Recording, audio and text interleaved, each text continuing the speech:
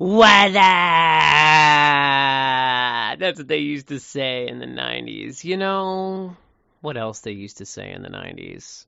In the 90s, they used to say that the Jones Act was incredibly important for preserving American naval strength and ensuring that we would always have a merchant marine. But obviously, in recent years, as both you and I know, the Jones Act has been subject to, at the very least, scrutiny, certainly debate.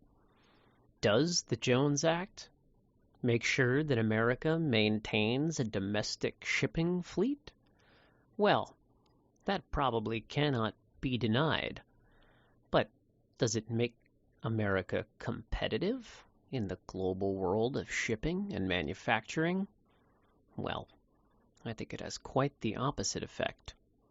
Perhaps I've gotten ahead of myself.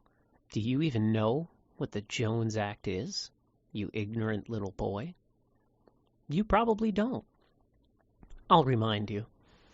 The Merchant Marine Act of 1920, or the Jones Act to its friends, specifies that any cargo ship departing and arriving at an American port must fly an American flag and be subject to American maritime law.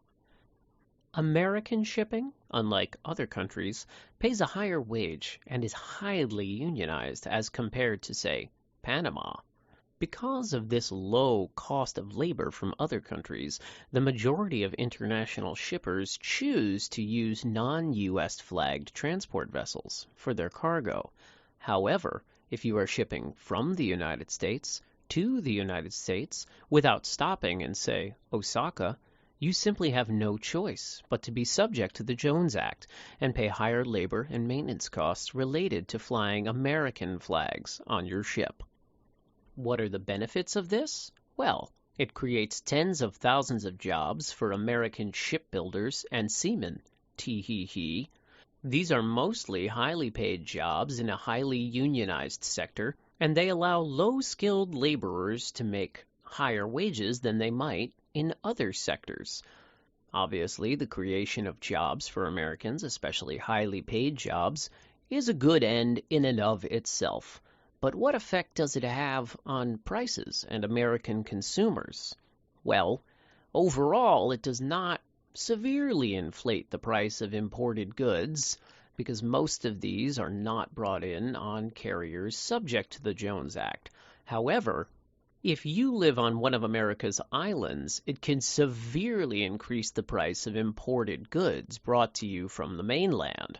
For example, if you live in Puerto Rico and something is being imported from Miami, the increased shipping cost is going to severely impact the price of items on the island. This is obviously detrimental to the residents of Puerto Rico, Hawaii, the Mariana Islands, Guam, etc., and this is an argument for repealing the Jones Act.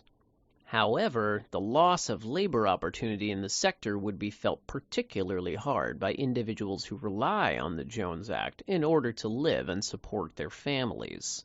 But perhaps this job loss would be acceptable if we were able to reduce prices on some of the islands in America where incomes are lower than on the mainland.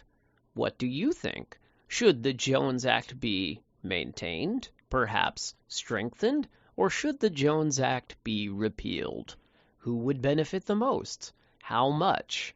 As is often the case in these sorts of issues, a complex web of influential parties have a lot to gain and lose over the debate on the Jones Act. What do you think about the Jones Act? Be sure to send your questions and comments to Alex Marie Boniello at AOL.com.